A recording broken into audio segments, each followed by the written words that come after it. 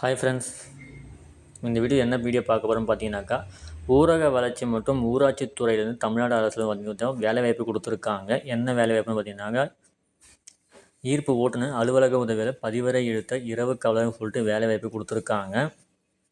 சரிங்களா? ஸோ அதுக்கான official notification பார்க்கலாம் வாங்க. ஸோ அதுக்கான கல்வி தகுதியெலாம் பார்த்தீங்கன்னாக்கா 8வது பாஸ் பண்ணியிருந்தாலே போதும் சொல்லியிருக்கிறாங்க. ஸோ இது பார்த்தீங்கன்னா 8வது படிச்சிருந்தாலே போதும் சொல்லியிருக்கிறாங்க. 8வது 10வது 12வது படிச்சிருந்தால் கண்டிப்பாக அப்ளை பண்ணலாம் நீங்கள். என்னென்னு பார்த்தீங்கன்னா ஈர்ப்பு டிரைவர், ரெக்கார்ட் பதிவறை எழுத்தர், அலுவலக உதவியாளர், இரவு காவலர்னு சொல்லிட்டு எல்லா 4 வேகன்சி கொடுத்துருக்காங்க.